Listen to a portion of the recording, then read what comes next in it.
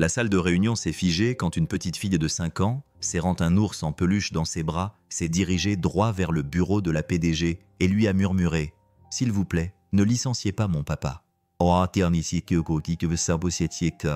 Personne ne savait que la fille du concierge allait révéler une vérité qui allait bouleverser toute l'entreprise.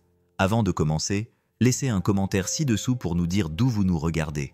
Et n'oublie pas de t'abonner, car l'histoire de demain va vraiment te surprendre. Tout a commencé comme n'importe quel mardi matin dans la tour de verre et d'acier de Arrow Industries. Le hall d'entrée brillait de 1000 feux avec son sol en marbre poli comme un miroir, et l'air était rempli d'un léger parfum d'espresso et d'eau de Cologne. Les employés affluaient par les portes tournantes, leurs chaussures claquant vivement, les yeux rivés sur leurs écrans lumineux ou leurs emails urgents, la voix aiguë, leurs affaires déjà à moitié décidées avant même que la journée ait commencé. Personne ne baissait les yeux. Personne ne le faisait jamais. C'est pourquoi Daniel Cross pouvait se déplacer comme un fantôme dans le chaos, et personne ne remarquait l'homme qui poussait la polisseuse le long du hall. Daniel était là depuis l'aube, nettoyant les traces de la nuit, vidant les poubelles oubliées, redonnant au bâtiment l'image immaculée que le monde attendait de lui. Sa chemise collait à lui, légèrement humide de sueur, les manches retroussées, les mains calleuses et sûres. C'était une question de survie, pas de fierté. Mais ses gestes étaient toujours soignés. Il polissait, non pas parce que quelqu'un le lui demandait, mais parce que son père lui avait dit un jour « Si ton nom est associé à un travail, fais-le comme si tu comptais, même si les autres pensent que tu ne comptes pas. » À l'autre bout du hall, perchée sur un banc en bois, Ellie, 5 ans, était assise, immobile, les cheveux blonds attachés en une queue de cheval de travers qu'elle avait insisté pour faire elle-même. Elle tenait un crayon dans une main et un bout de papier déchiré dans l'autre. Ses baskets se balançaient au-dessus du marbre sans tout à fait toucher le sol. Toutes les quelques minutes, elle levait les yeux de son dessin, cherchant son père, puis se replongeait dans son dessin où elle couvrait la page d'étoiles. Des étoiles jaunes, bleues et même une étoile violette bancale avec trop de branches. Son ours en peluche était assis à côté d'elle, affalé contre le chariot, un œil manquant, comme un vieux soldat qui avait vu trop de batailles, mais refusait de prendre sa retraite. Elle n'aurait pas dû être là, Daniel le savait. Une tour d'entreprise n'était pas un endroit pour un enfant, mais la babysitter avait annulé à la dernière minute et le loyer était plus important que les règles. Il l'installa dans un coin du hall, lui promit à voix basse qu'il ferait vite et pria pour que les cadres soient trop occupés pour remarquer une petite fille avec des crayons de couleur. Le bourdonnement de la polisseuse couvrait la plupart des voix autour de lui, mais pas celle des 2 hommes qui passaient tout près. 2 cadres en pleine conversation, la cravate défaite, mais l'arrogance aussi marquée que leurs costumes impeccables. Ils ne baissèrent pas la voix. Ils ne regardèrent même pas dans sa direction. « Tu entends ?» L'un d'eux but une gorgée de café, comme si cette nouvelle n'avait pas plus d'importance que la météo. À commencer par l'entretien. Les mains de Daniel se figèrent sur la poignée de la polisseuse.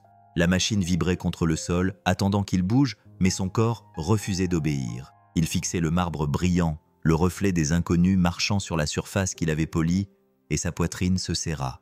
L'entretien, c'était lui. Son nom n'était pas sur leurs lèvres, mais il aurait tout aussi bien pu y être gravé. Invisible jusqu'à ce qu'il ne le soit plus, jusqu'à ce qu'il devienne remplaçable. Il s'efforçait à pousser la polisseuse vers l'avant, lentement, régulièrement, comme s'il n'avait rien entendu. Des années de pratique lui avaient appris l'art du silence, mais sa poigne sur la poignée avait blanchi ses jointures. Ellie, cependant, Ellie avait tout entendu. Elle leva la tête de sa page, son crayon suspendu à mi-course, et ses grands yeux suivirent les hommes jusqu'à ce qu'ils disparaissent dans les ascenseurs, toujours en train de rire, toujours en train de siroter, sans se rendre compte qu'une petite fille venait de mémoriser leur cruauté. Elle se tourna vers son père. Il n'avait pas levé les yeux, n'avait pas bronché, mais les enfants savaient. Les enfants savent toujours. Elle ouvrit les lèvres, puis les referma. Elle le fixa, regarda la courbe de ses épaules penchées sur la machine, le poids qui semblait l'écraser. Elle serra son papier contre ses genoux, agrippant son crayon si fort qu'il se brisa. Une étoile jaune se coupa en 2 sur la page. Daniel finit par éteindre la polisseuse. Le silence soudain était plus bruyant que la machine. Il s'appuya contre celle-ci pendant une seconde, respirant lentement, se stabilisant avant de se tourner vers elle. « Ça va, ma puce ?» demanda-t-il doucement, forçant un sourire qui n'atteignait pas ses yeux fatigués. Ellie ne répondit pas. Elle se contenta de brandir son dessin, l'étoile brisée maculée dans le coin. « Papa » murmura-t-elle. « Pourquoi est-ce qu'il coupe ?» Ces mots le frappèrent plus durement que le rire du cadre. Il s'approcha, s'accroupit à côté d'elle et écarta une mèche de cheveux de son visage. Il voulait mentir, lui dire que tout allait bien, que ces hommes ne racontaient que des bêtises. Mais sa gorge refusait de former les mots. Il vit son petit visage sérieux, la confiance dans ses yeux, et mentir lui semblait être une seconde trahison. « Ne t'inquiète pas pour ça, dit-il à la place, d'une voix basse et rauque. Continue juste à me dessiner ces étoiles. » Ellie l'observa longuement, puis acquiesça, même si son front se plissa d'une manière bien trop mature pour son âge. Elle reporta son attention sur la page, dessina une autre étoile, plus sombre cette fois, avec des traits appuyés, en appuyant sur le papier jusqu'à le déchirer presque. Daniel la regarda, le cœur serré, car il savait qu'elle avait entendu plus qu'il ne l'aurait voulu. Il savait qu'elle portait déjà un fardeau qu'aucun enfant ne devrait porter. Au-dessus d'eux, les ascenseurs sonnèrent, d'autres costumes entrèrent, d'autres discussions sur les marchés, les fusions et les marges. Le langage des gens qui vivaient au-dessus du rez-de-chaussée. Daniel se leva, prit sa polisseuse et retourna au travail. Le marbre lui renvoyait son reflet, parfait, poli, comme si rien ne s'était passé. Mais Ellie continuait de lever les yeux de son journal, sa petite main posée protectrice sur l'ours en peluche à côté d'elle, les oreilles encore bourdonnant de mots trop grands pour des crayons de couleur. Et même si Daniel essayait de rester invisible, pour la première fois depuis des années, il avait l'impression que les murs eux-mêmes écoutaient le murmure de la peur de la petite fille. L'ours en peluche d'Ellie l'accompagnait depuis plus longtemps que la plupart de ses souvenirs. Sa fourrure était autrefois dorée, mais des années de mains agrippées et de nuits blanches l'avaient ternie jusqu'à lui donner une couleur brunâtre. Un œil en bouton de verre la regardait fidèlement, tandis que l'autre avait été remplacé par une couture bancale que son père avait faite lui-même après qu'il se soit détaché. Sur son ventre, une cicatrice de fil dépareillé, maladroite mais solide, était visible. Pour n'importe qui d'autre, c'était un déchet, un jouet oublié qui s'accrochait à la vie. Pour Ellie, c'était une armure. Elle l'appelait Monsieur Bouton, même s'il ne lui restait presque plus de boutons. Et quand le monde devenait trop grand, trop bruyant, elle l'enlaçait et laissait son silence parler plus fort que sa peur. Ce matin-là, Monsieur Bouton était blotti contre sa poitrine, comme s'il avait lui aussi entendu les hommes en costume. Leurs paroles avaient flotté au-dessus de la machine de son père comme de la fumée, amère et inébranlable, annonçant des licenciements, à commencer par le service de maintenance. Ellie ne comprenait pas tout à fait le langage des entreprises, mais elle en comprenait suffisamment. Elle comprenait la façon dont les épaules de son papa s'étaient raidies, la façon dont sa mâchoire s'était crispée comme s'il mordait quelque chose de pointu, et elle comprenait la soudaine lourdeur dans l'air, celle qui rendait floues les étoiles sur son papier. Elle serra Monsieur Bouton plus fort, son ventre rapiécé pressé contre son cœur qui battait à toute vitesse. « Papa » murmura-t-elle d'une voix faible mais perçante dans le hall caverneux. « Est-ce qu'ils vont te licencier ?» Daniel s'arrêta et se tourna vers elle avec un sourire qui n'en était pas vraiment un. Ses mains sentaient encore légèrement le produit nettoyant lorsqu'il tendit la main pour repousser une mèche de cheveux derrière son oreille. « Ne t'inquiète pas pour ça, ma chérie. » Mais Ellie n'était pas dupe. Les enfants ne le sont jamais. Ils savent faire la différence entre le réconfort et la vérité, entre les mots doux qui rassurent et les mots creux qui font peur. Elle l'observa, les yeux écarquillés, comme un soldat observe l'horizon avant la bataille, attentive à chaque tremblement dans sa voix, à chaque ride sur son front. Le mensonge était discret, mais elle le sentait quand même. Elle serra Monsieur Bouton dans ses bras jusqu'à en avoir mal aux doigts. À ce moment-là, il n'était pas seulement un jouet, il était son bouclier contre tout ce qu'elle ne pouvait pas combattre. Il l'avait défendue contre les ombres sur le mur, contre les cauchemars qui s'insinuaient par les portes entr'ouvertes. Et maintenant, elle décida qu'il défendrait aussi son père. Les cadres passèrent à nouveau, leur rire rebondissant sur le marbre, leurs chaussures cirées tapant comme des tambours d'indifférence. Ils ne regardèrent pas Daniel. Ils ne le faisaient jamais. Pour eux, il faisait partie du décor, comme un meuble. Mais Ellie le regardait. Elle voyait son dos se courber un peu plus, ses mains bougeaient plus lentement sur la polisseuse, comme si le poids de leurs paroles s'était infiltré dans ses os. Elle appuya sa joue contre la tête déchiquetée de Monsieur Bouton et fit un vœu silencieux. Si quelqu'un essayait de faire du mal à son papa, si quelqu'un essayait de le lui enlever, elle interviendrait. Elle brandirait son ours, son bouclier, et leur rappellerait que même les plus petites voix comptaient. Daniel n'a pas remarqué sa détermination. Il ne voyait que sa petite fille avec ses crayons de couleur et son jouet abîmé, assez petit pour disparaître dans les coins du monde, et il pensait qu'elle était en sécurité dans son innocence. Il ne pouvait pas savoir que cette innocence était déjà en train de s'effriter, qu'elle puisait son courage dans les coutures d'un ours en peluche. Ce qu'il ne savait pas, ce qu'il n'aurait pas pu imaginer, c'est qu'avant la fin de la journée, ce même ours reposerait sur le bureau poli de la PDG, regardant la femme la plus puissante du bâtiment avec son œil de verre, portant non seulement le courage d'Ellie, mais aussi la vérité tacite d'une petite fille qui refusait de laisser son père disparaître. Miranda Hale est arrivée comme une tempête, annoncée non pas par un bruit, mais par un changement dans l'air. Les portes tournantes s'ouvrirent et soudain, le hall d'entrée, déjà animé par le bruit des pas et le brouhaha des conversations, se tourna vers elle, avec son tailleur gris impeccable, sans le moindre pli. Ses cheveux étaient tirés en un chignon si précis qu'il semblait sculpté plutôt que coiffé, et ses talons, en verre, pointus, délibérés, claquaient contre le marbre avec un rythme inéluctable. Pour la plupart, ce n'étaient que des pas. Pour ceux qui travaillaient sous ses ordres, c'était un compte à rebours. Son entourage la suivait comme des satellites en orbite, des assistants tenant des iPads en équilibre, des conseillers chuchotant des horaires, un agent de sécurité scrutant les visages avec indifférence. Personne ne riait trop fort en sa présence. Personne ne s'attardait près des ascenseurs lorsqu'elle s'approchait.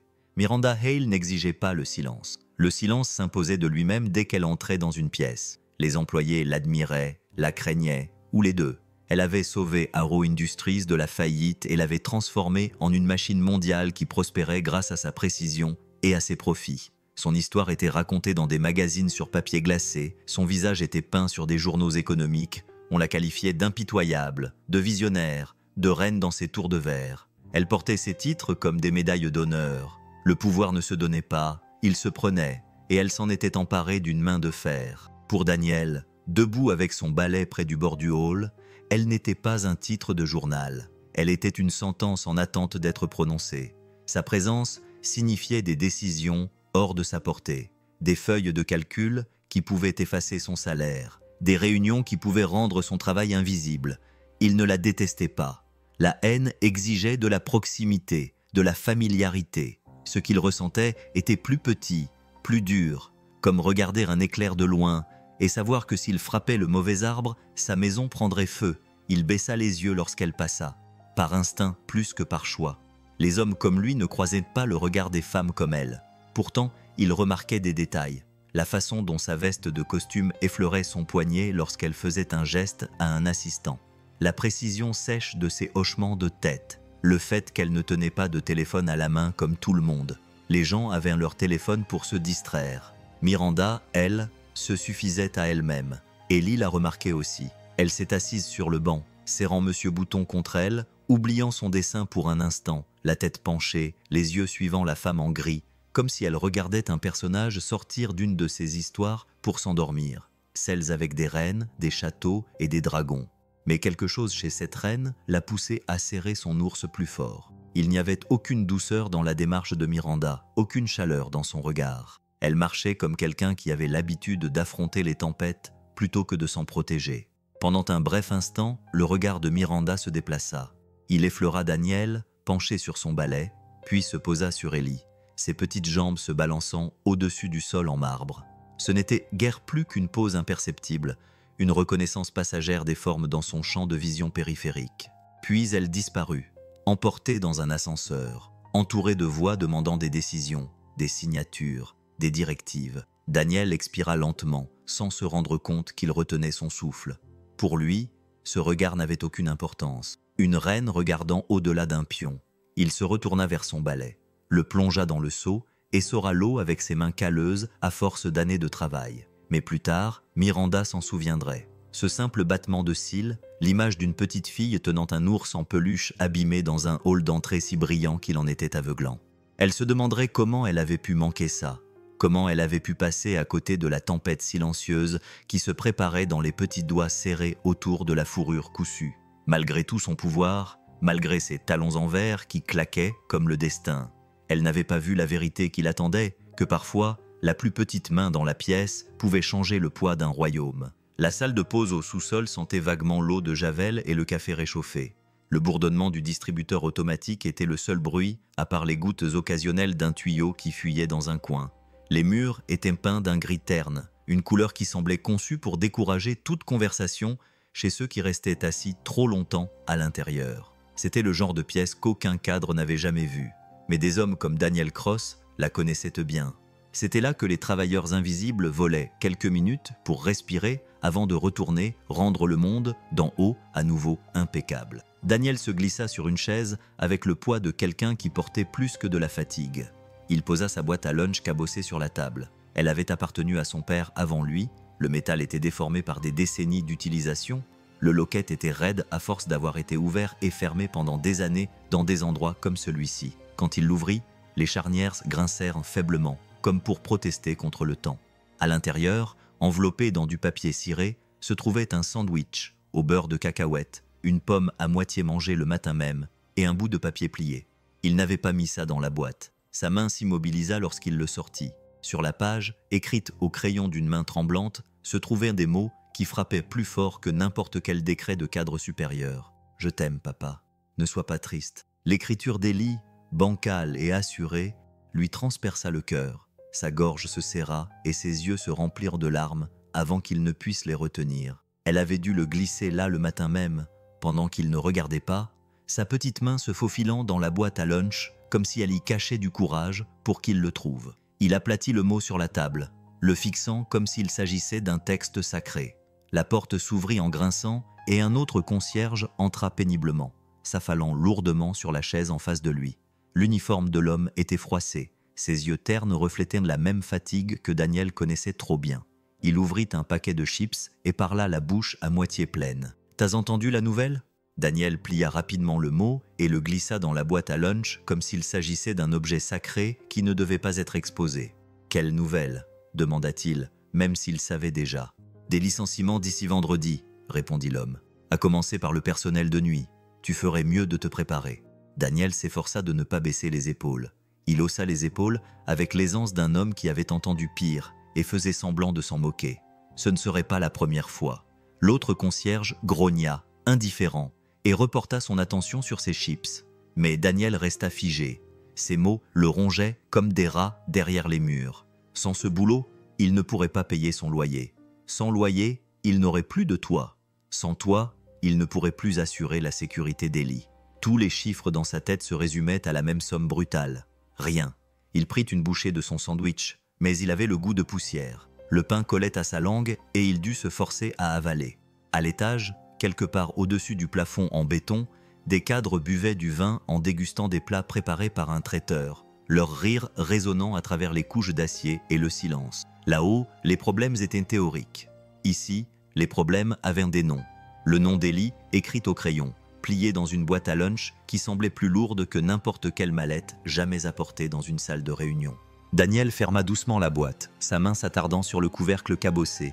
Il repensa au visage d'Élie ce matin-là, ses yeux inquiets, fixés sur lui, son ours en peluche serré contre elle comme s'il pouvait empêcher le monde de s'écrouler.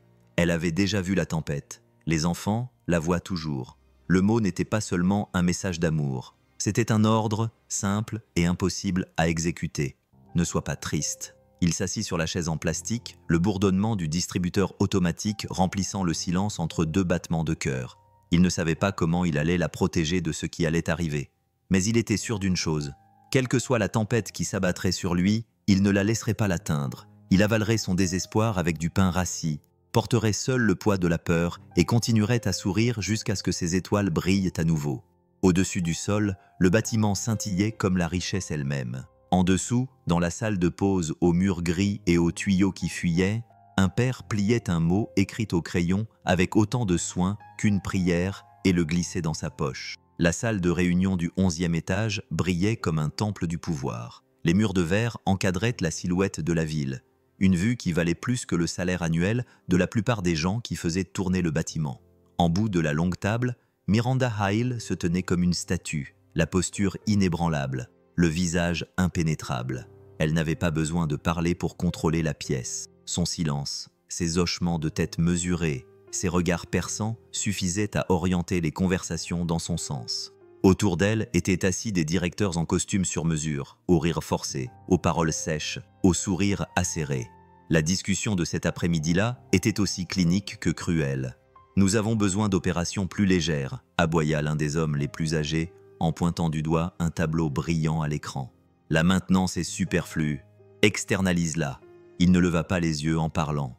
Pour lui, la décision était déjà prise. Aussi simple que de rayer une ligne de chiffres. Miranda haussa légèrement les sourcils. « Tu veux licencier le personnel qui assure le fonctionnement de ce bâtiment ? Ils sont invisibles, répondit l'homme d'un ton suave, se calant dans son fauteuil en cuir. Personne ne les remarque jusqu'à ce que quelque chose casse. C'est le but. On peut engager des sous-traitants à la demande et économiser des millions. » Les autres autour de la table marmonnèrent leur accord, certains hochant la tête, d'autres cachant leur malaise derrière des gorgées d'eau minérale. Personne ne voulait être la voix dissidente. Dans cette pièce, la survie n'était pas une question de conviction. Il s'agissait de s'aligner sur le pouvoir. Miranda tapota légèrement du doigt de la table en verre, le son suffisamment sec pour attirer tous les regards. Pendant un instant, on aurait pu croire qu'elle allait les défier, exiger que la loyauté et le travail aient encore un sens. Mais elle immobilisa sa main et ne dit rien. Elle n'en avait pas besoin. Son silence suffisait à exprimer son consentement. Les directeurs se détendirent, et des rires se répandirent dans la pièce comme de la fumée après une brève bouffée de vent.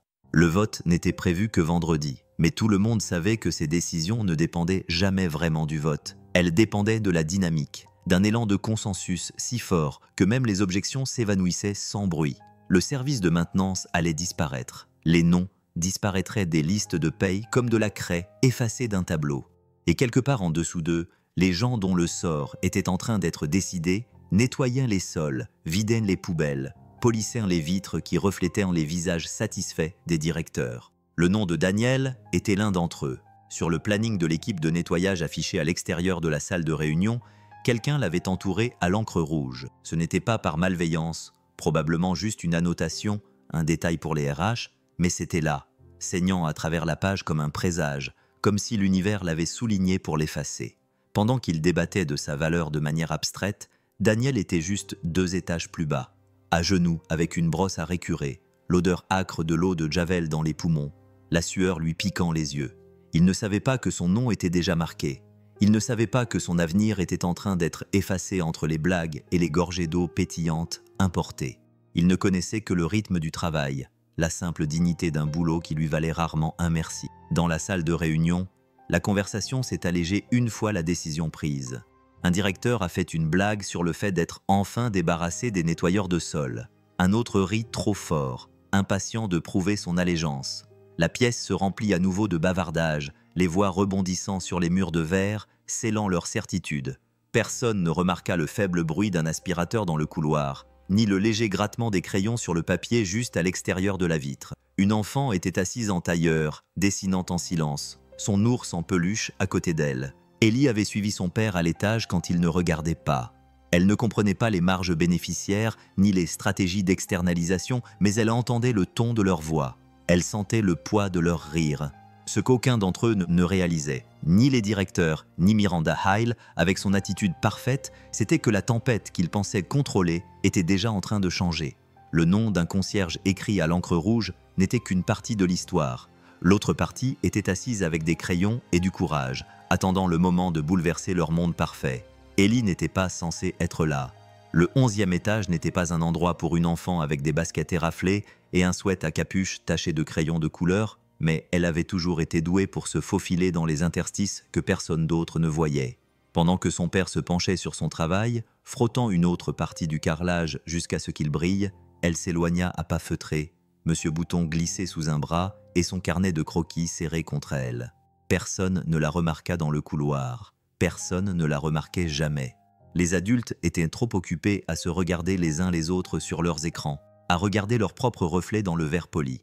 Les enfants avaient le don de devenir invisibles jusqu'à ce qu'ils décident de ne plus l'être. Elle s'assit en tailleur devant la salle de réunion, le dos appuyé contre le mur frais, à l'écoute. La porte était épaisse, mais pas assez. Des voix s'échappaient, étouffées, mais suffisamment aiguës pour être perçues. Des mots qu'elle ne comprenait pas tout à fait. Réduction budgétaire, sacrifiable, frais généraux. Ils ne semblaient pas dangereux en eux-mêmes, mais le ton, les rires, la certitude dans ses voix lui nouaient l'estomac. Elle ne connaissait pas les chiffres, mais elle savait que le nom de son père avait été prononcé dans cette pièce. Elle savait qu'il voulait qu'il s'en aille. Ses petits doigts serrèrent le crayon de couleur jusqu'à le casser, mais elle ne pleura pas. Au lieu de ça, elle ouvrit son carnet de croquis et se mit à dessiner avec des traits féroces et irréguliers. Elle essaya de capturer ce qu'elle avait entendu, ce qu'elle avait ressenti dans le son de ses voix. Mais quand sa main se déplaça sur le papier, elle ne vit pas d'hommes en costume. Elle vit des loups aux dents acérées et aux yeux affamés, rassemblés autour d'une table en riant. Elle les dessina avec des lignes irrégulières, la mâchoire grande ouverte, les griffes griffant le papier, tandis que son ours en peluche était assis à côté d'elle comme un garde silencieux. À l'intérieur de la pièce, les directeurs ricanaient, inconscients de la présence de l'enfant, assise juste derrière les parois vitrées.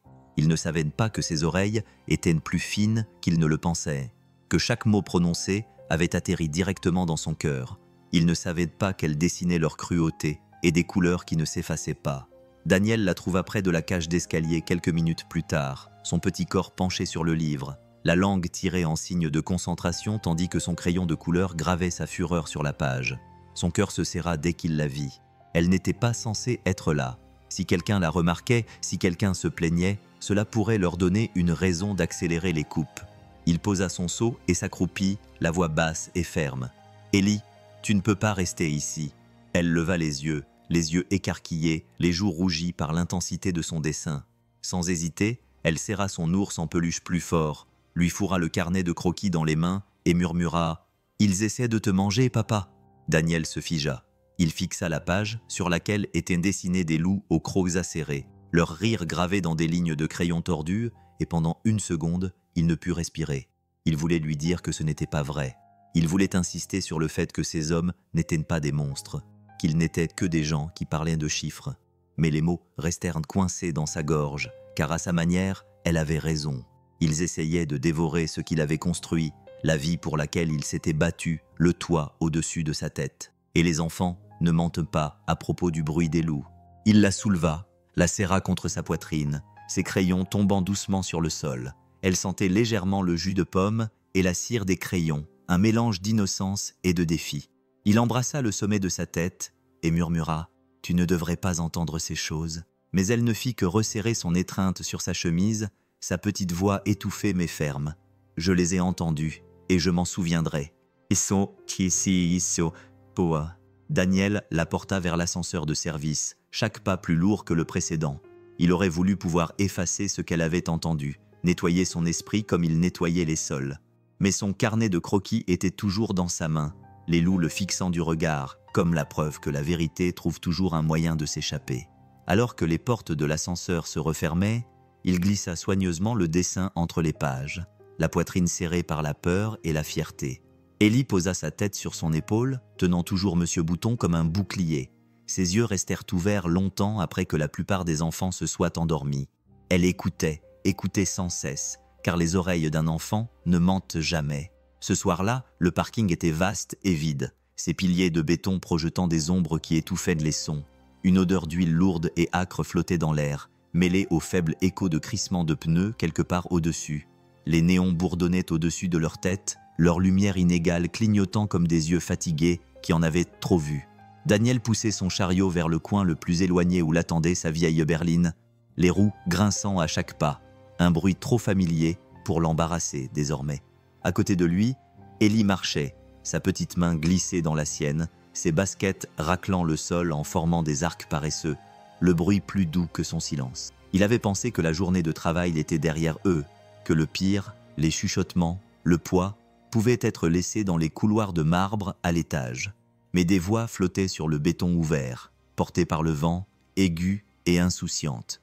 2 cadres étaient appuyés contre leur BMW, leurs cigarettes brillant dans la pénombre. Leur rire résonnait dans le garage vide, cruel non pas à cause de leur volume, mais à cause de leur certitude. « Vendredi n'arrivera jamais assez vite », dit l'un d'eux en expirant une longue bouffée de fumée satisfaite. « Les poids morts comme lui nous tirent vers le bas. » Daniel se figea.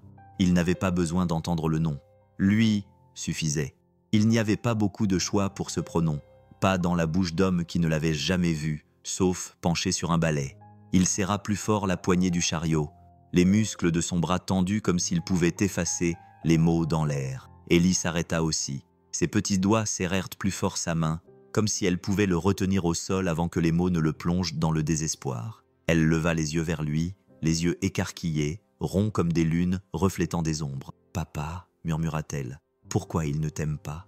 Il s'agenouilla là, sur le sol froid et taché d'huile, ses genoux craquant sous le poids de l'épuisement. Son visage était maintenant à quelques centimètres du sien. Son ours en peluche était écrasé entre eux, et il chercha une réponse qui ne briserait pas la fragile confiance dans son regard. « Parfois, » dit-il doucement, d'une voix si basse qu'elle n'appartenait qu'à elle, « les gens oublient que les autres sont des personnes. Ils voient des numéros, pas des noms, des graphiques, pas des visages. » Ellie pencha la tête comme le font les enfants lorsqu'ils réorganisent le monde pour lui donner un sens. Elle serra Monsieur Bouton si fort que son ventre cousu se plissa. « Alors je leur rappellerai, » dit-elle simplement, comme si c'était la chose la plus facile au monde.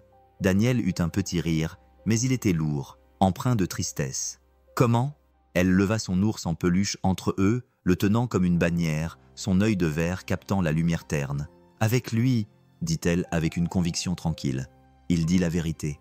Daniel la fixa, et pendant un instant, il ne sut pas s'il devait sourire ou pleurer. C'était absurde de penser qu'un ours en peluche déchiré puisse affronter des hommes qui transportaient toute leur vie dans leur mallette. Et pourtant, en regardant le visage d'Ellie, sérieux, inébranlable, rempli d'un courage qui semblait plus vieux que ses 5 ans, il ne pouvait pas rejeter cette idée. Les enfants ont une façon de percer à jour les couches que les adultes construisent autour d'eux. Elle croyait que Monsieur Bouton pouvait parler. Peut-être qu'il le pouvait. Les voix des cadres se firent à nouveau entendre. Les rires rebondissaient contre les piliers, mais Daniel n'écoutait plus. Il prit Ellie dans ses bras, son petit corps léger contre sa poitrine, son ours pressé entre eux comme un bouclier fragile. Il lui murmura dans les cheveux « Tu es plus courageuse que je ne le serai jamais ». Elle ne répondit pas. Elle posa simplement sa tête sur son épaule, les yeux ouverts, regardant toujours l'ombre s'étirer à travers le garage. Elle semblait mémoriser le son des rires des hommes, le stocker comme une munition. Daniel se leva et poussa le chariot jusqu'à la voiture, le grincement résonnant au rythme de ses pas. Il ne comprenait pas encore ce qu'elle voulait dire, pas complètement, mais il allait comprendre. 2 jours plus tard, lorsqu'elle entra dans la salle de réunion avec cet ours en peluche dans les bras, la vérité qu'elle avait promise serait enfin entendue. La ville scintillait sous ses yeux comme une mer agitée de lumière. Chaque fenêtre lui rappelait des vies qui suivaient des schémas qu'elle avait depuis longtemps cessé d'essayer de comprendre. Miranda Hale était assise dans son penthouse, les murs de verre reflétant à la fois la ligne d'horizon et la solitude. Une reine dans un château construit assez haut pour la protéger du bruit en contrebas.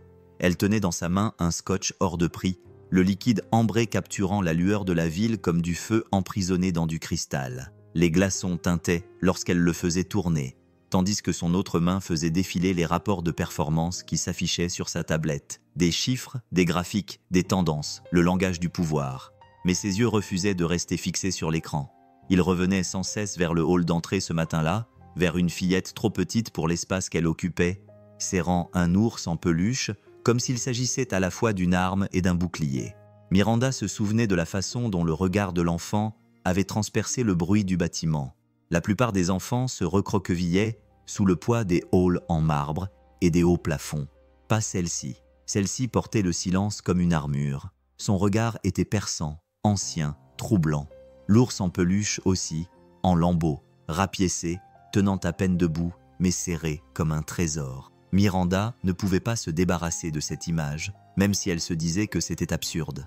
Elle avait croisé des milliers de visages au cours de son ascension, la plupart disparaissant de sa mémoire avant même que les portes de l'ascenseur ne se referment. Pourquoi s'attarder sur celui-ci? Pourquoi la vue de cette petite fille avait-elle tant affecté la forteresse qu'elle avait construite autour d'elle? Elle but une gorgée de scotch et se dit que ce n'était rien.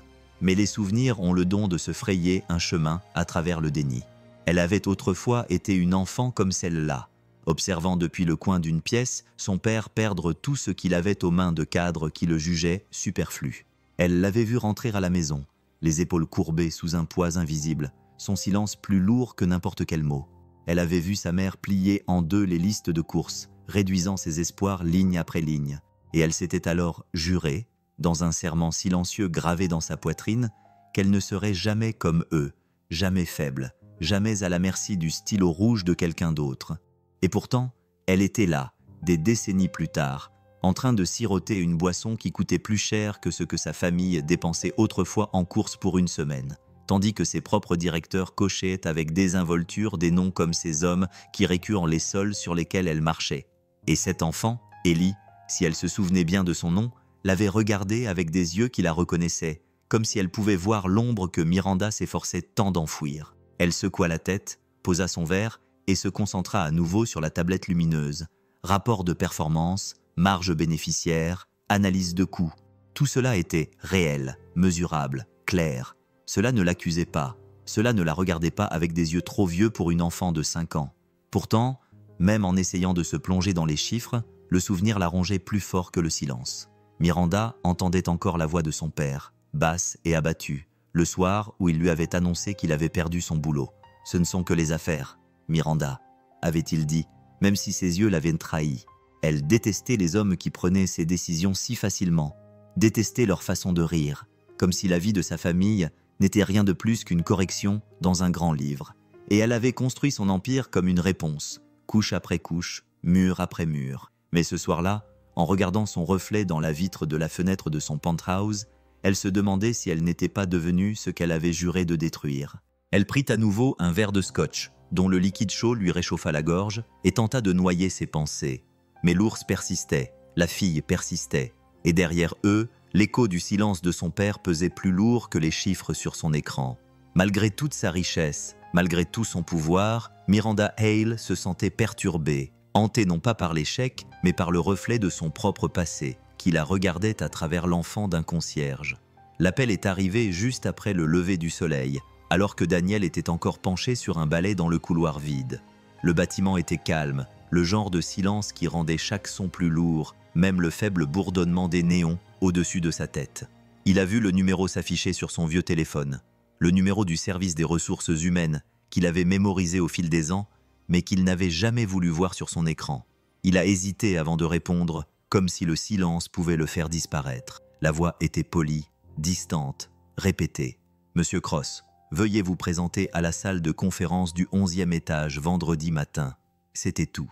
Pas d'explication, pas d'excuse, juste la formulation stérile que tous les employés reconnaissaient. Celle qui ne laissait aucune place à l'espoir. Pas besoin de traduction.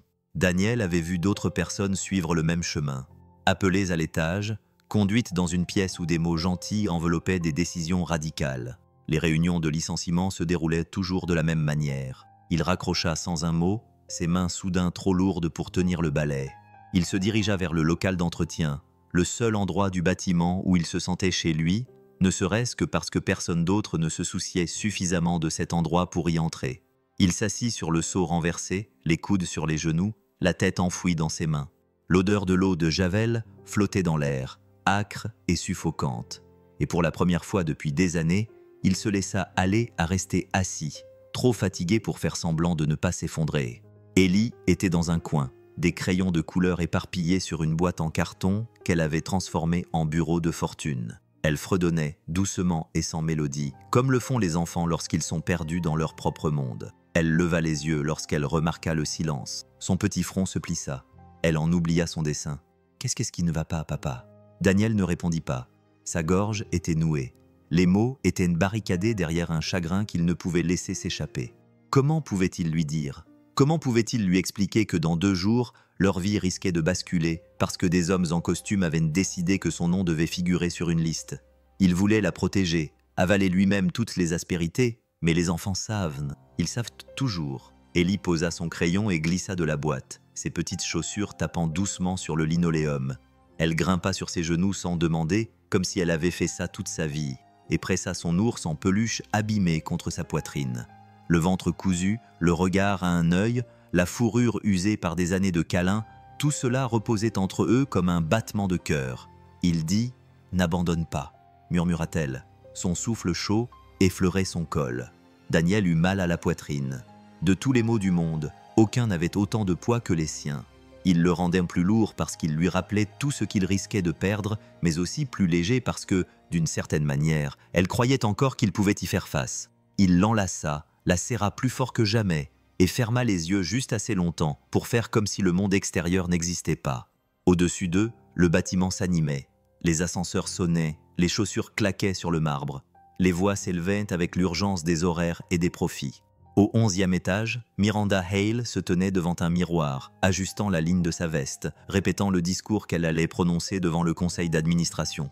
Ces mots étaient précis, efficaces, conçus pour leur rappeler pourquoi elle avait sa place à la tête de la table. Mais elle ne savait pas qu'en bas, une petite fille de 5 ans, avec un carnet de croquis et un ours en peluche, était déjà en train d'écrire son propre discours, non pas dans le jargon des entreprises, mais avec des crayons de couleur et du courage. Pour l'instant, Daniel était assis dans la pénombre du placard à fournitures, une main tenant sa fille, l'autre serrant l'ours en peluche qu'elle avait pressé contre lui. Et même si le désespoir lui serrait le cœur, il comprit quelque chose. Il n'était plus seul à porter ce fardeau. Le vendredi est arrivé avec une pluie qui ne nettoyait pas les choses, mais qui frappait contre les vitres comme un avertissement. Des rideaux d'eau brouillaient la silhouette de la ville, tambourinant sur la façade de la tour jusqu'à donner l'impression que tout le bâtiment tremblait.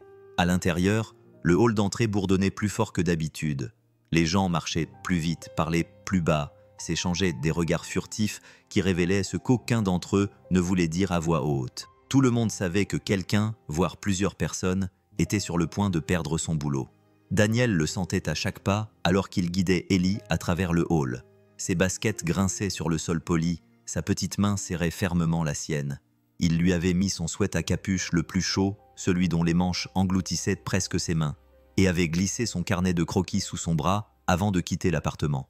Il n'avait pas voulu l'amener ici. Une tour d'entreprise n'était pas un endroit pour un enfant, surtout un jour où des têtes allaient tomber. Mais il n'avait pas le choix.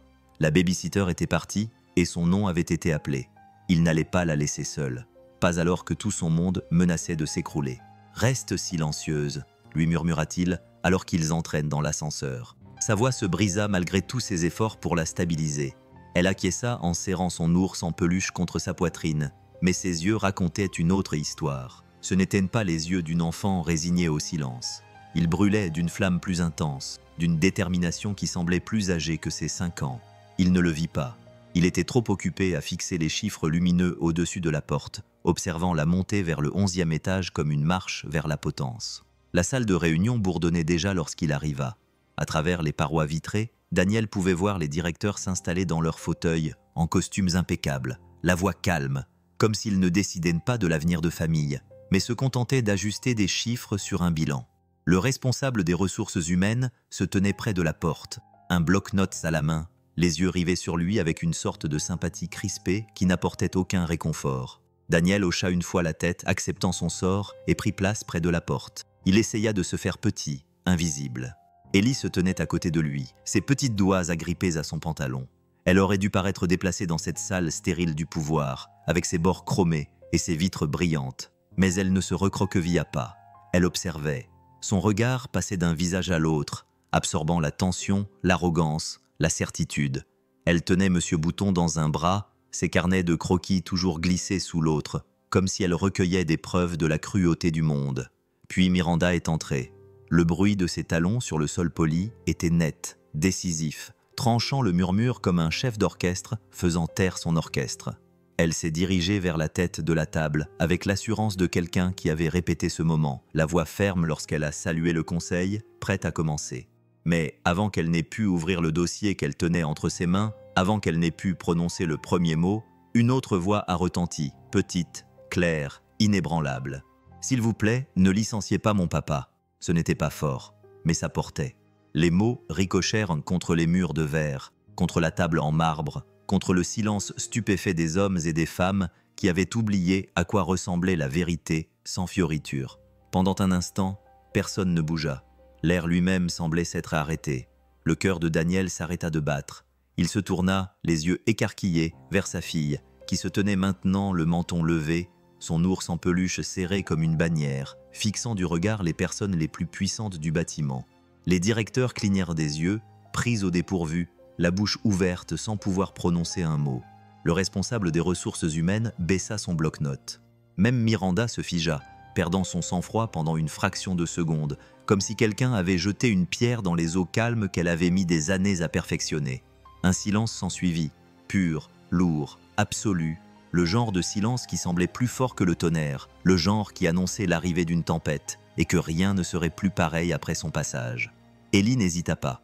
Ses baskets grinçaient sur le sol poli alors qu'elle lâchait la main de son père et se dirigeait à grands pas vers la longue table en verre. Les cadres clignèrent des yeux, incrédules, leur sourire forcé s'effaçant lorsque la petite fille, la capuche rabattue sur le visage, grimpa sur une chaise. Elle était si petite face à l'étendue de chrome et de marbre, mais elle se tenait debout avec une gravité qui attirait tous les regards sur elle. Elle posa M. Bouton au centre de la table. L'ours s'affaissa sur le côté, son œil unique brillant faiblement sous l'éclairage encastré, son ventre cousu exposé comme une cicatrice dont personne ne pouvait détourner le regard. Ellie le redressa avec précaution, comme si elle plaçait quelque chose de sacré devant eux. Puis elle leva le menton et regarda Miranda droit dans les yeux. « Il travaille dur », dit-elle d'une voix claire, brisant le silence stupéfait. « Il nettoie vos dégâts. Il fait briller ce bâtiment. Si vous le licenciez, qui assurera ma sécurité ?» Les mots restèrent suspendus dans l'air, sans fioriture et indéniables. Les cadres se agitèrent sur leurs chaises, échangeant des regards nerveux comme s'ils échangeaient de la contrebande. Un homme s'éclaircit la gorge, essayant de rassembler l'autorité qui s'était échappée de la pièce. Il se pencha en avant, la voix douce et dédaigneuse. « Chérie, ce n'est pas… » Mais Ellie n'avait pas fini. Elle plongea la main sous son bras et en sortit son carnet de croquis. La couverture était pliée, les pages étaient molles sur les bords. Elle l'ouvrit avec le sérieux d'un avocat, présentant des preuves, et le tourna vers eux. Des loups grossiers, colorés, furieux, aux dents acérées, aux lignes irrégulières, aux yeux écarquillés remplis de faim, des traînées rouges marquées à leur gueule, des griffes noires griffaient la page. Elle tapota le dessin avec un petit doigt. « Voilà à quoi vous ressemblez quand vous parlez de lui. » Silence. Pas le genre de silence qui attend poliment une pause dans la conversation, mais le genre qui tombe comme une pierre, entraînant tout avec lui. La réplique de l'homme s'évanouit dans sa gorge. Les autres évitèrent de se regarder, comme s'ils craignaient que les loups ne bondissent de la page et dévorent le premier qui parlerait. Le regard de Miranda s'attarda plus longtemps que les autres sur le dessin. Les traits de crayon étaient brouillés, irréguliers, mais ils véhiculaient quelque chose de plus puissant que n'importe quel graphique projeté sur leurs écrans. Ils véhiculaient un jugement dépourvu d'excuses. Elle repensa à ses propres dessins d'enfance, ceux qu'elle griffonnait en secret lorsque son père rentrait à la maison, le visage marqué par l'inquiétude. Elle aussi avait dessiné des monstres, mais les siens portaient des cravates à la place des griffes. Daniel se tenait figé près de la porte, le cœur battant si fort qu'il était sûr qu'ils pouvaient tous l'entendre. Il voulait la prendre dans ses bras, s'excuser, expliquer, faire n'importe quoi pour soulager le poids de tous ces regards qui pesait sur sa fille. Mais Ellie ne recula pas. Elle ne s'agita pas. Elle se contenta de les fixer du regard, avec le regard déterminé, de quelqu'un qui n'avait pas encore appris l'art de se plier. Pour une fois, personne n'avait de réplique intelligente. Personne n'avait de phrase bien tournée pour désamorcer le moment, car les enfants ne font pas de politique. Ils ne négocient pas avec des demi-vérités ou des manipulations. Ils font preuve d'une honnêteté brutale.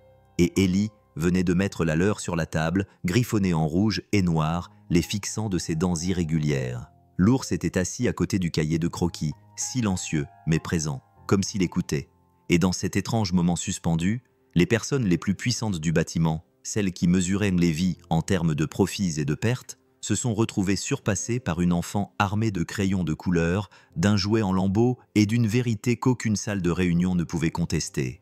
Miranda Hale avait bâti sa carrière sur son intouchabilité. Elle avait survécu à ses concurrents, fait taire les sceptiques, dominé des salles de réunion entières, sans jamais laisser transparaître la moindre émotion dans sa voix. Mais maintenant, dans la salle de conférence étincelante qui avait toujours été sous son contrôle, une gamine, avec un ours en peluche abîmé dans un carnet de croquis, avait brisé son sang-froid en quelques secondes. Elle fixait le dessin au crayon, les loups tordus aux dents découvertes, aux yeux creux et cruels. Les lignes irrégulières semblaient jaillir de la page, l'accusant, elle et tous ceux qui étaient assis autour d'elle, d'une chose qu'ils n'avaient pas voulu admettre à voix haute, mais qu'ils avaient néanmoins vécue. Ces directeurs s'agitaient dans leurs fauteuils en cuir, leurs murmures étouffés par le poids du silence. Certains la regardaient, attendant l'inévitable. Ils s'attendaient à ce qu'elle s'éclaircisse la gorge, ignore l'interruption et rétablisse l'ordre avec quelques mots froids et bien rodés. C'était son rôle. La PDG qui ne craquait jamais. Mais Miranda ne dit rien. Elle ne pouvait pas, car en regardant ces loups, elle n'était plus la femme qui commandait des tours de verre et d'acier. Elle était redevenue une fillette de 12 ans, assise sur le sol de la cuisine de son enfance, avec une boîte de crayons de couleur, essayant de donner un sens à la nuit. Son père était rentré à la maison, vaincu. Il n'avait pas fulminé, il n'avait pas crié. Il s'était simplement affalé sur une chaise, les épaules voûtées, comme elle ne l'avait jamais vu auparavant. « Je suis licencié », avait-il murmuré d'une voix douce et brisée. Elle l'avait dessiné plus tard, tard dans la nuit, alors qu'elle n'arrivait pas à dormir. Des loups en costume, aux dents acérées, aux rires francs. C'était la seule façon pour elle d'expliquer ce que ces hommes lui avaient fait. Aujourd'hui, des décennies plus tard, elle regardait presque le même dessin, réalisé par une enfant qui n'était pas la sienne, mais qui aurait pu l'être. Une petite fille qui avait vu la même faim, la même cruauté, déguisée en affaire. Soudain, la table polie ne lui semblait plus être un symbole de pouvoir. Elle avait l'impression que l'histoire se répétait. Elle a levé les yeux du croquis et a aperçu Daniel près de la porte. Il semblait déplacé dans la pièce, son uniforme froissé, les épaules tendues comme s'il préférait être invisible. Pourtant, sa fille se tenait debout, imperturbable, sa voix résonnant encore dans les coins de la pièce. Miranda parla avant même de s'en rendre compte. « Depuis combien de temps tu travailles ici ?» Daniel cligna des yeux, surpris d'être interpellé directement, et répondit d'une voix basse. « Prudente, 6 ans. Et pendant tout ce temps, demanda-t-elle d'un ton plus doux qu'elle ne l'aurait voulu, quelqu'un t'a-t-il remercié ?» Il hésita, partagé entre l'honnêteté et l'humilité. « Peu importe, finit-il par dire. C'est mon travail. » Quelque chose en Miranda changea à ces mots. Elle avait passé sa vie à se convaincre que la gratitude était une faiblesse, que survivre signifiait exiger plus, et non attendre des remerciements. Mais en le regardant, ses mains rugueuses à force de travailler depuis des années, sa fille accrochée au bord de la table avec son ours entre eux, elle sentit quelque chose se briser sous son armure. Pour la première fois depuis des années, elle expira, non pas le souffle court et mesuré d'une dirigeante qui exerce son contrôle, mais le soupir irrégulier d'une femme qui se souvient de ce que l'on ressent lorsqu'on est humain. Elle jeta un coup d'œil au croquis, puis à la fillette qu'il avait dessinée, et pour la première fois depuis qu'elle était à la tête de Harrow Industries, Miranda Hale ne se sentit pas comme la personne la plus puissante de la pièce. Elle se sentait comme quelqu'un se tenant au bord d'un souvenir qu'elle avait passé sa vie à essayer d'oublier, et qui lui sautait maintenant aux yeux, dessiné au crayon rouge et noir. La toux du président rompit le silence, rappelant brutalement le monde que ces gens avaient l'habitude de contrôler. Il se pencha en avant, sa montre polie scintillant sous les lumières fluorescentes, et dit d'une voix destinée à fermer les portes, et non à les ouvrir. « C'est tout à fait irrégulier. Passons au vote. » Les autres s'agitèrent, soulagés par cette tentative de rétablir l'ordre. Le chaos provoqué par une enfant de 5 ans flottait encore dans l'air, mais ils voulaient le balayer, le cacher sous les plis impeccables du protocole. Un ou deux d'entre eux prirent de même leur stylo, comme si cocher une case sur un bout de papier pouvait effacer la voix d'Ellie. Puis Miranda leva la main. « Non », dit-elle. Ce simple mot résonna comme du verre sous pression. La pièce se figea. Tous les directeurs se retournèrent, surpris non pas par le mot lui-même, mais par le ton, ferme, délibéré, définitif. Miranda Hale n'était pas une femme qui gaspillait ses mots. Elle se redressa, croisant les mains sur la table. « Avant de voter, je veux l'entendre. Pas des chiffres, pas des graphiques. Lui. » Le président cligna des yeux, ne sachant pas s'il devait discuter ou attendre. Le silence s'éternisa, lourd et plein d'attente. Daniel, debout près de la porte, la main de sa fille toujours serrée dans la sienne, sentit les regards du conseil le transpercer. Il se dandina, mal à l'aise, le poids de son uniforme pesant comme du plomb sur ses épaules. « Je ne suis qu'un concierge », marmonna-t-il, presque comme s'il s'excusait d'être là. Miranda secoua lentement la tête, le regard fixe. « Non, tu es un homme avec un enfant qui vient de tout risquer pour nous dire la vérité.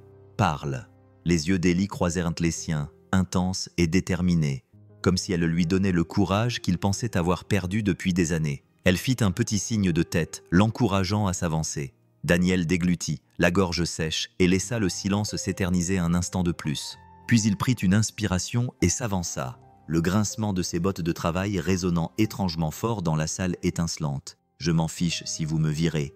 F, commença-t-il. Sa voix n'était pas raffinée, elle n'était pas répétée, elle était grave, rauque, usée par des nuits passées à récurer des carreaux et des matins d'épuisement, mais elle portait. Je m'en fiche si elle, il jeta un coup d'œil à Ellie, grandit en pensant que le travail acharné n'a pas d'importance, que les gens qui font fonctionner les lumières ne signifient rien, que ceux qui vident les poubelles, nettoient les sols, réparent les fuites, ne comptent pas, parce que si c'est ce qu'elle apprend, alors c'est le monde que vous lui enseignez. Personne ne bougea même sur sa chaise. L'air était si calme qu'on aurait dit que le bâtiment lui-même écoutait. Daniel serra la main sur le bord de la table. Vous me regardez et vous voyez un numéro que vous pouvez effacer. Mais elle voit son père. Elle voit l'homme qui veille à ce que le sol ne glisse pas sous ses chaussures, qui garde les couloirs suffisamment propres pour qu'elle puisse marcher sans honte. Et elle t'a déjà entendu dire que c'était dispensable. Sa voix se brisa, mais il la stabilisa. Je peux vivre sans ce boulot. Ce que je ne peux pas supporter, c'est qu'elle croit que tu as raison. Les mots tombèrent dans la pièce comme des pierres jetées dans l'eau, chacun créant des ondulations, impossibles à ignorer.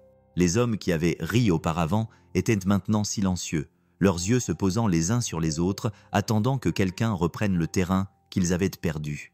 Mais les loups n'avaient pas de réponse.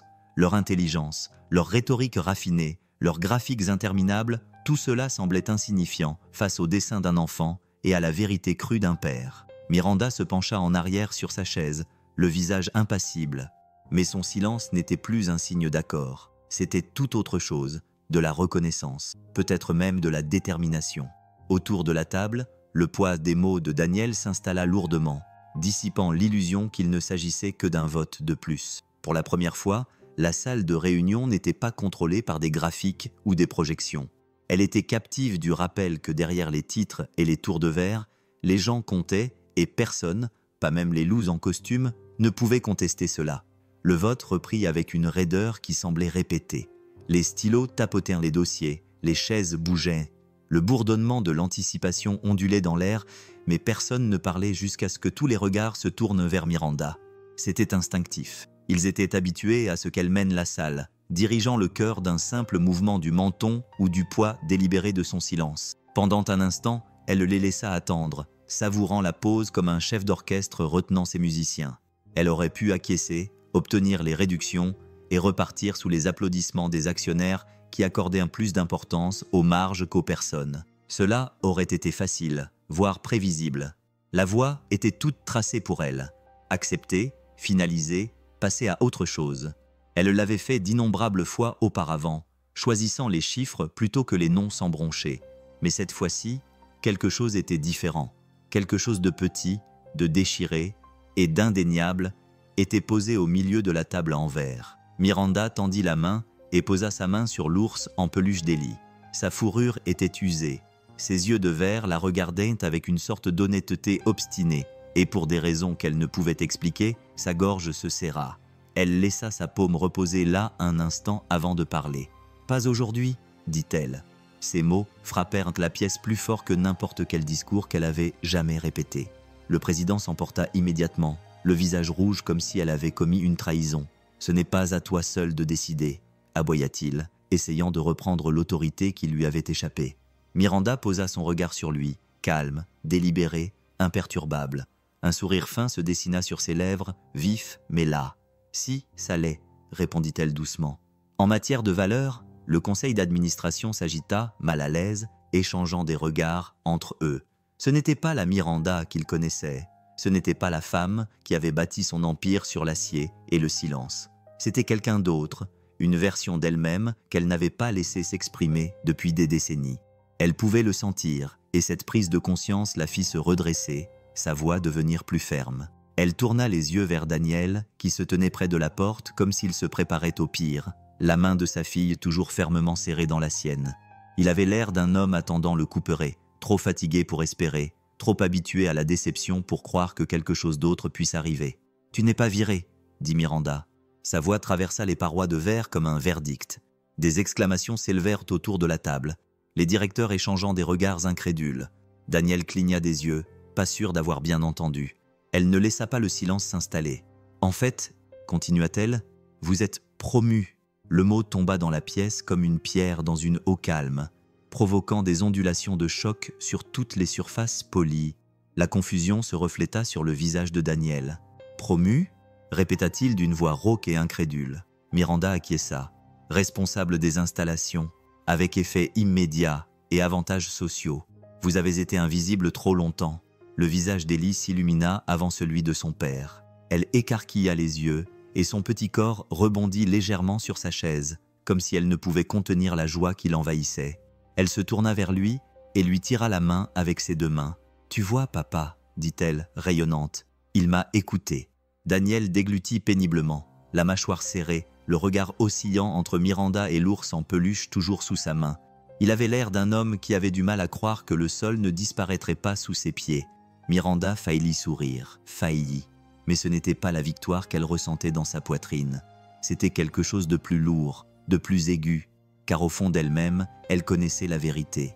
Ce n'était pas elle qui le sauvait, c'était lui qui la sauvait. Lui et sa fille lui avaient rappelé quelque chose qu'elle avait enfoui sous des années de discours soignés et de décisions froides. Que les gens comptaient, que la dignité comptait, que parfois les plus petites voix portaient les plus grandes vérités. Elle retira sa main de l'ours en peluche et laissa ses doigts reposer tranquillement sur la table, le poids de son choix s'installant dans ses os. Le conseil d'administration n'applaudit pas. Ils ne hochèrent pas la tête et ne sourirent pas. Ils se contentèrent de la fixer, bouleversés d'une manière qu'ils ne pouvaient exprimer, comme si le sortilège sous lequel ils vivaient depuis des années avait été brisé par les paroles d'une enfant et le courage d'un homme qui refusait de s'incliner. Et pour la première fois depuis qu'elle était PDG, Miranda Hale n'avait pas l'impression d'avoir gagné une bataille. Elle avait l'impression d'avoir enfin cessé de se perdre. Le couloir à l'extérieur de la salle du conseil était plus calme que Daniel ne l'avait imaginé après la tempête qui venait de se dérouler à l'intérieur. Les halètements, les chuchotements, le choc.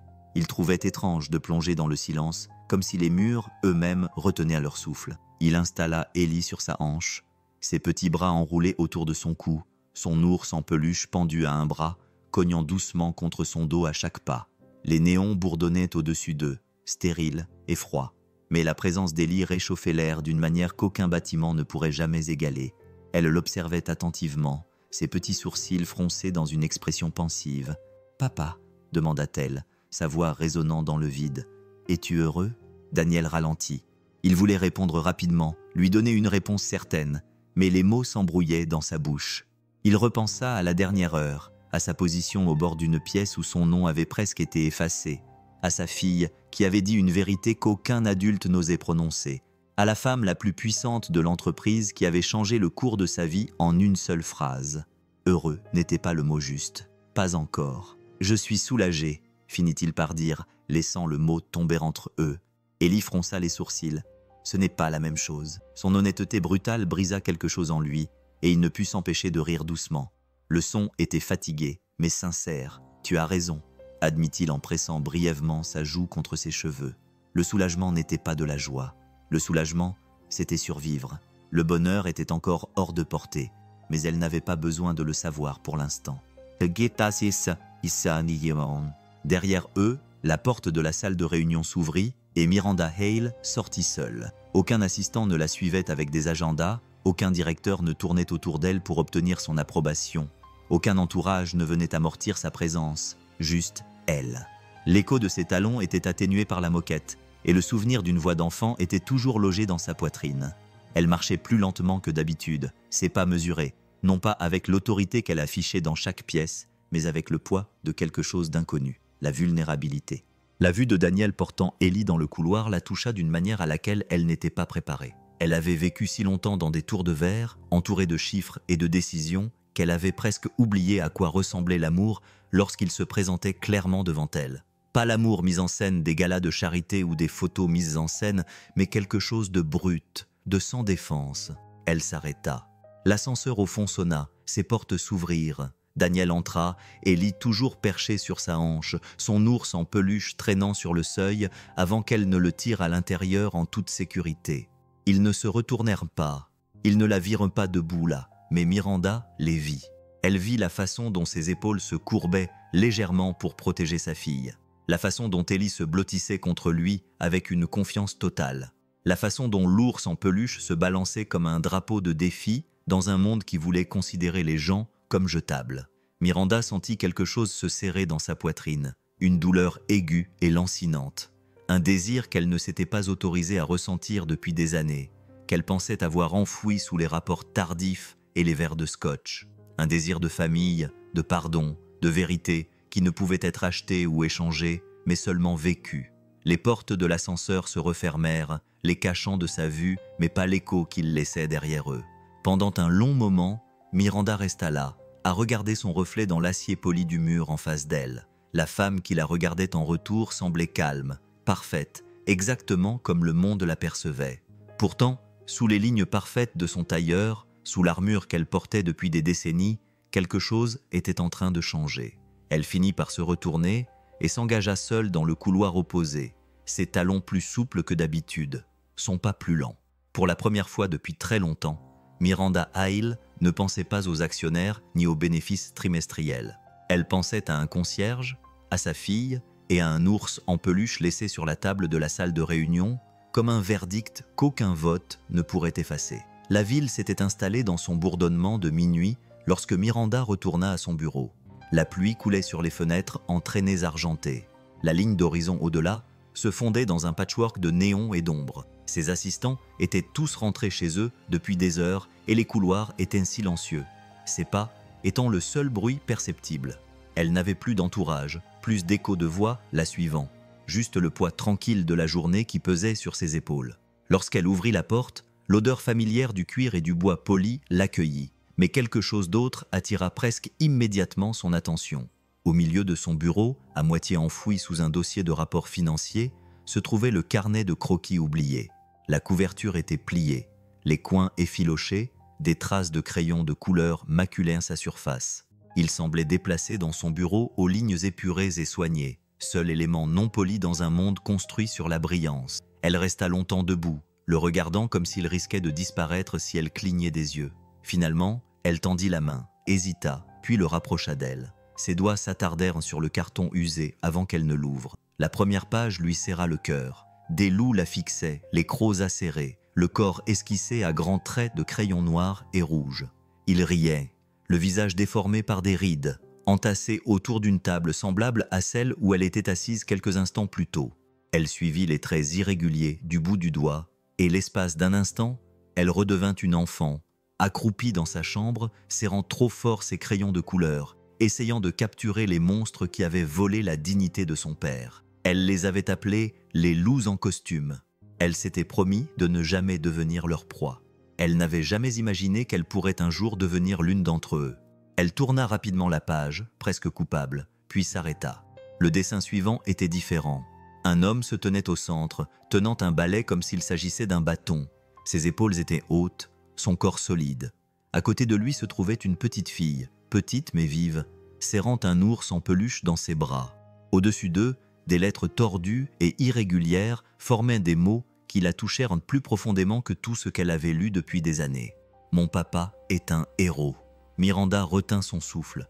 Elle ferma le livre à moitié, le serrant contre sa poitrine comme pour le protéger du monde. Des larmes brûlantes et indésirables lui piquèrent les yeux, et elle cligna des paupières avec force pour les retenir. Mais la brûlure ne s'estompa pas. Ce n'étaient pas les larmes raffinées qu'elle avait vues chez les donateurs lors des galas, celles qu'ils essuyaient avec des mouchoirs en soie sous les flashs des appareils photo. C'étaient des larmes brutes, soudaines, sans filtre, qu'elle pensait avoir bannies depuis longtemps. Elle s'enfonça dans sa chaise, son carnet de croquis toujours à la main, et laissa le silence du bureau se remplir de souvenirs. Le visage de son père lui revint à l'esprit, fatigué mais gentil, marqué par une déception qu'il n'avait jamais exprimée à voix haute. Elle se souvint comment il l'abordait après de longues journées de travail, encore imprégnées d'une odeur d'huile et de sueur, les mains rugueuses mais douces. Elle se souvint de la nuit où il était rentré à la maison, vaincu, et où elle s'était juré qu'elle grimperait si haut qu'elle ne ressentirait plus jamais ce genre d'impuissance. Et elle était montée plus haut que la plupart des gens. Elle avait construit des murs d'acier et de verre, troqué la douceur contre le contrôle, la compassion contre l'efficacité. Elle s'était convaincue que son but était de survivre, que le pouvoir était son seul bouclier. Pourtant, assise là, à regarder les mots tremblants écrits au crayon par une petite fille de 5 ans, elle sentait en elle un écho vide qu'aucun rapport trimestriel n'avait jamais comblé. Pour la première fois, elle se demandait si elle avait dirigé son entreprise avec pouvoir, mais sans but. Les chiffres avaient été sa boussole, le profit sa mesure. Mais le carnet de croquis d'Ellie, cette vérité désordonnée et brute, lui rappelait quelque chose qu'elle avait enfoui.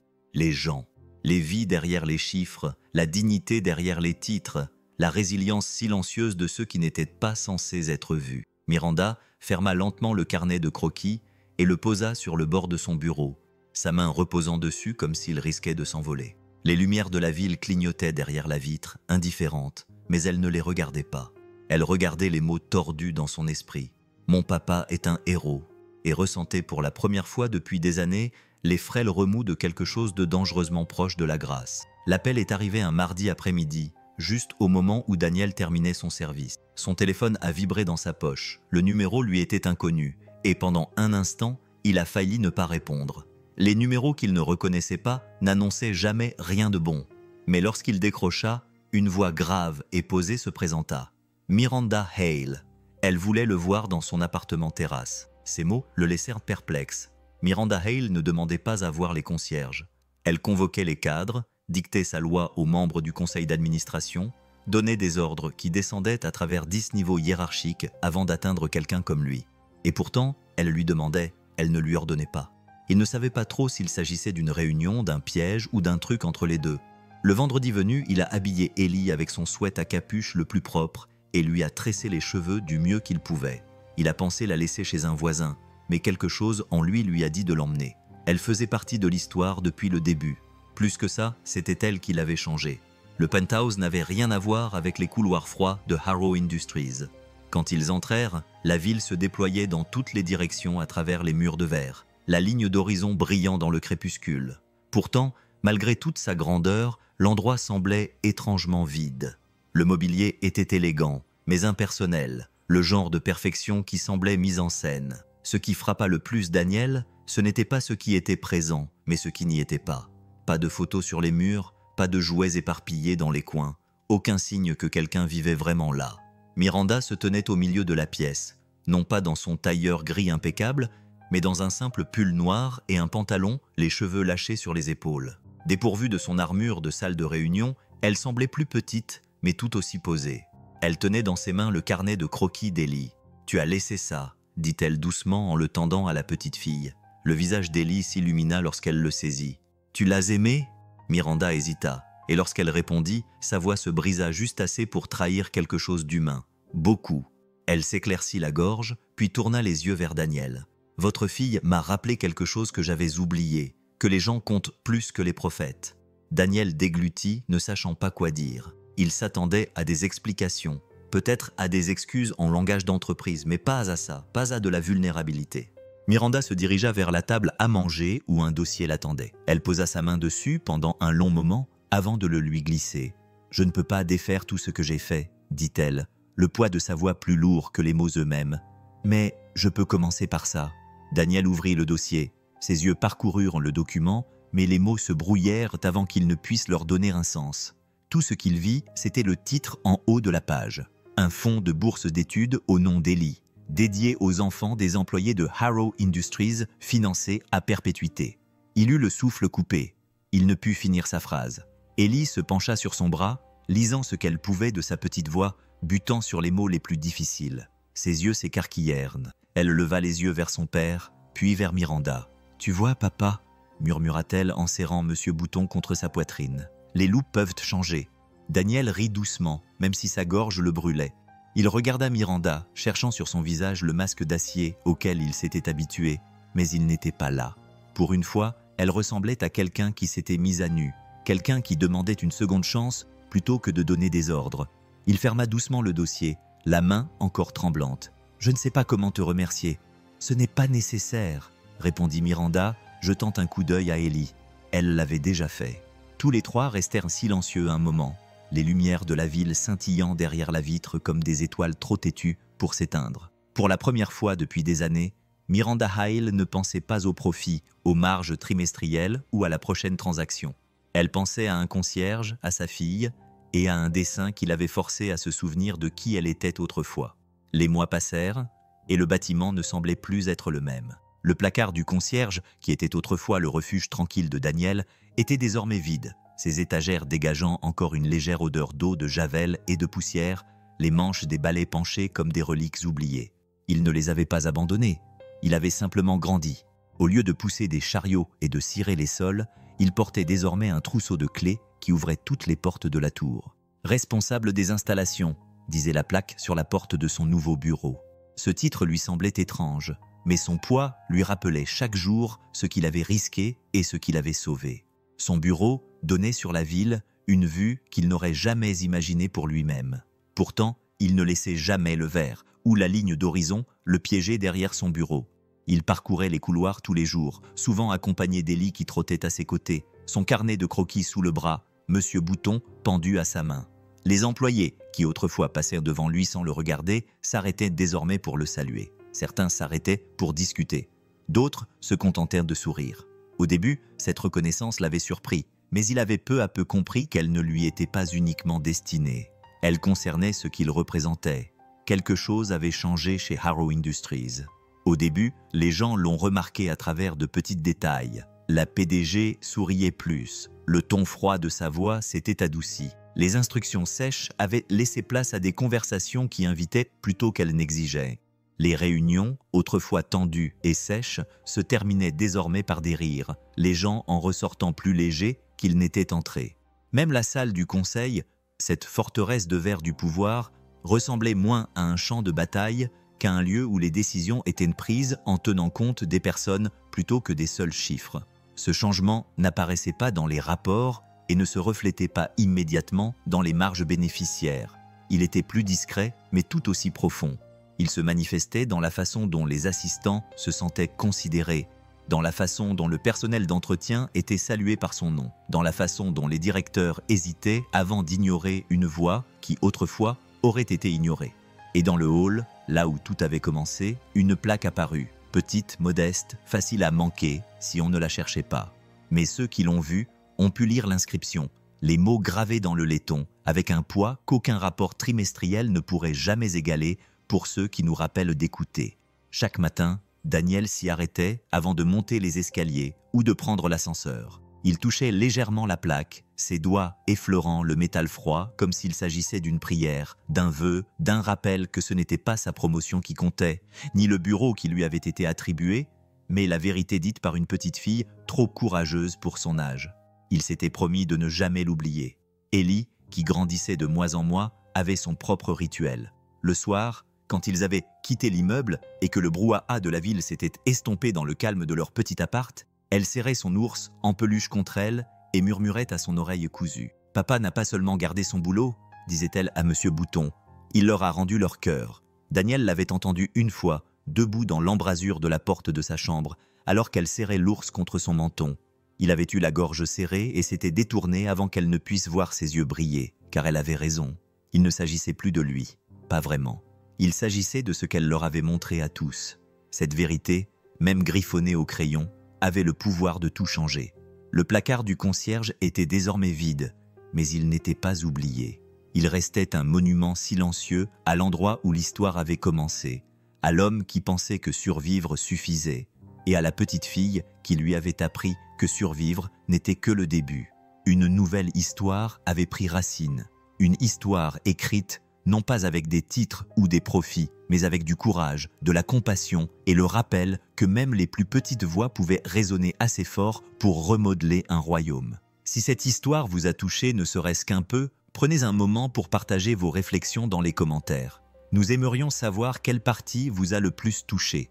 Et n'oubliez pas de cliquer sur le bouton « S'abonner » car d'autres histoires de courage, d'espoir et de seconde chance sont en préparation.